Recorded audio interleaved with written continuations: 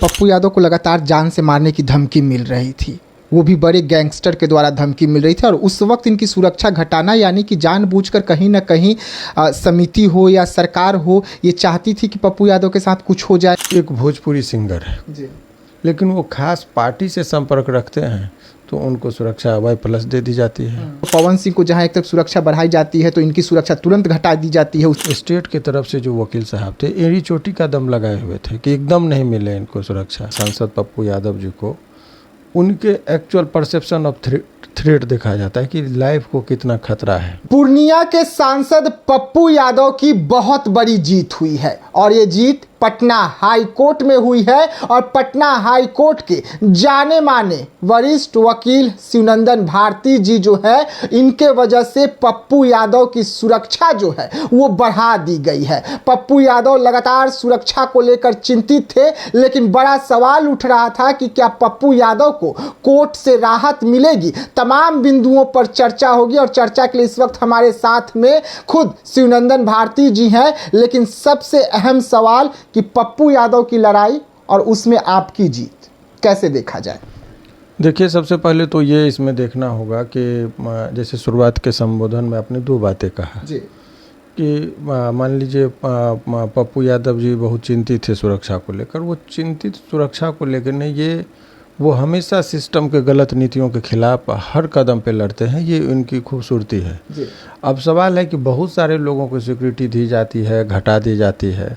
कोई भी आदमी उस चीज़ के पीछे जो लीगल रेमेडी है उसको नहीं ये करते। लेकिन उन्होंने बड़े ही शिद्दत से, उनको पता है कि अगर प्रशासनिक तौर पर अनियमितता बरतते हुए इनकी सुरक्षा को घटाया गया तो इसका उपचार वो सरकार के अधीन था, देना घटाना। लेकिन उनको यदि सरकार की गलत नीति और जो प्रोसीजरल चीज़ है उसका पालन नहीं किया जाए, अनियमितता बरतते हुए किसी व्यक्ति की अगर सुरक्षा बढ़ा दी जाती है या किसी की घटा दी जाती है तो इस पर मॉनिटरिंग करने का पावर जो होता है वो माननीय हाई कोर्ट को पूरी तरह से शक्तियाँ हैं।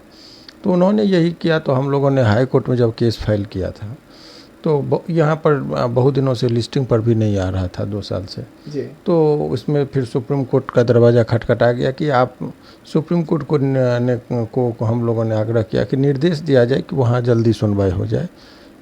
सामान्यतः सुप्रीम कोर्ट इंटरफेयर नहीं करती है, लेकिन सुप्रीम कोर्ट को लगा कि नहीं, ये मामला किसी के जान की सुरक्षा का सवाल है। तो उन्होंने उसमें कुछ सकारात्मक जो है सो डायरेक्शन दिया जिस पर यहाँ लिस्टिंग हुआ। अब ओवरऑल ये है कि माननीय सांसद पप्पू यादव जी को उनके एक्चुअल परसेप्शन ऑफ थ्रेट देखा जाता है कि लाइफ को कितना खतरा है। जी।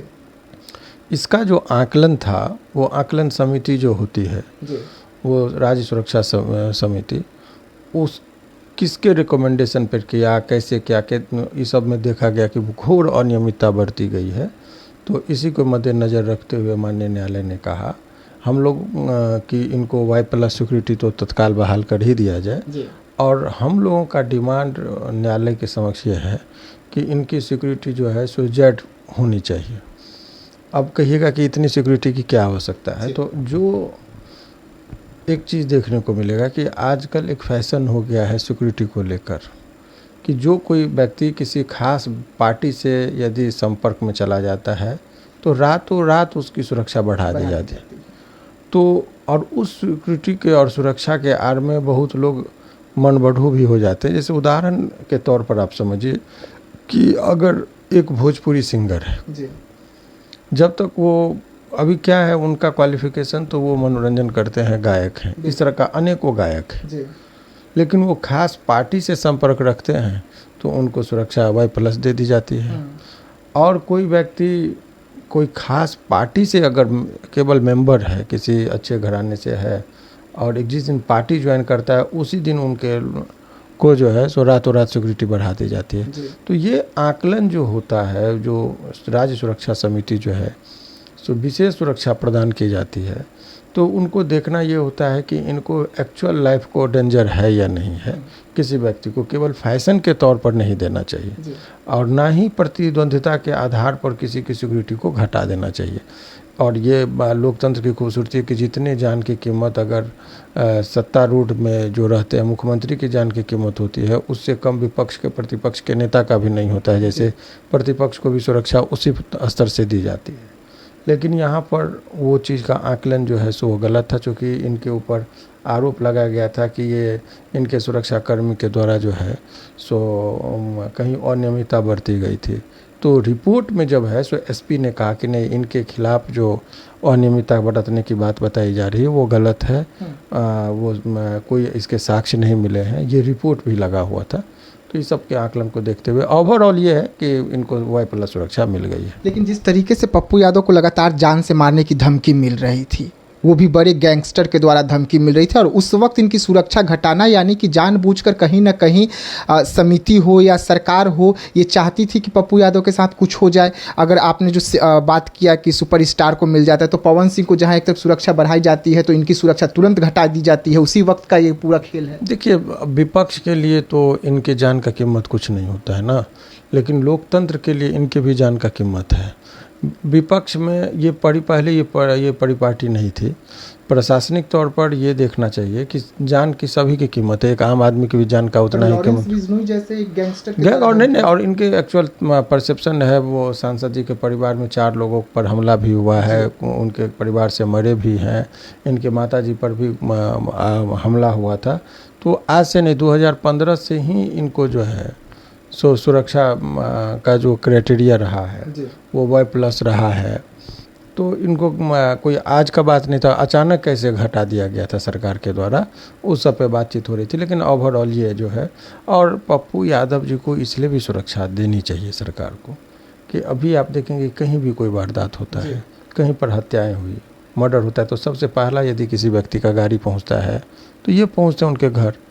अब वहाँ पर अगर वो बयान देते हैं, उस पर जो पीड़ित होता है उसका अगर आंसू पोंछने के लिए भी ये आते हैं, तो जो शत्रु होते हैं, जो क्रिमिनल्स होता है, उसके आंख में तो ये आ ही जाते हैं, खटक जाते हैं। तो ये तो इनका तो जो एक आदत कहिए कि ये है इनको कि नहीं, हम एक लत कहते हैं, तो लत है इनको समाज सेवा का लत इसको कह सकते हैं। बहुत इनको भी कष्ट होता है।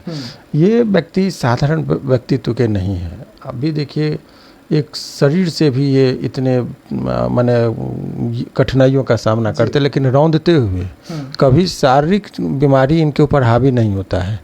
बीमार हैं लेकिन जितना ट्रैवलिंग वो करते हैं शायद ही कोई नेता करता है। तो वो कहीं भी पीड़ित के पास पहुंचते हैं, उनको अपना दुख दर्द में उनके साथ रहते हैं। तो जज साहब को भी लगा कहीं ना कहीं, देखिए नेकी का काम अगर करते हैं ना तो सब जगह जाता है उसका सुगंध।